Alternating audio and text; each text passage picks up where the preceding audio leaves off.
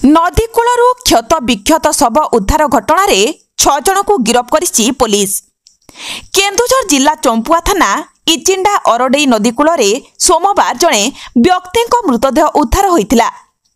व्यक्ति जनक पिटी पिटी हत्या करा जायतिबा नै मृतकक स्त्री अभियोग करिबा परे चंपुआ पुलिस तदंत करी एही घटना रे 6 जन को गिरफ करिछि।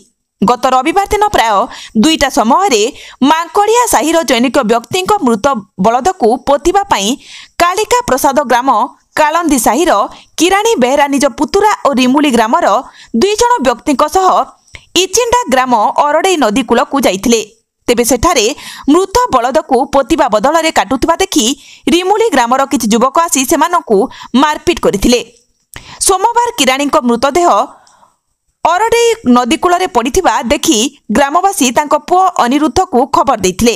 खबर पाई अनिरुद्ध घटनास्थल को आसी पितांको मृतदेह देखि चंपुआ पुलिस को खबर देथिले। खबर पाई चंपुआ एसडीपीओ और थाना अधिकारी घटनास्थल रे पहुंची साइंटिफिक टीम सहायता नहीं घटनास्थल तदंत आरंभ करथिले। एही घटनार चंपुआ पुलिस 6 जन को गिरफ करथिबा नै सूचना। केन्दुझर जिल्लारू सरोज कुमार महापात्रଙ୍କ रिपोर्ट।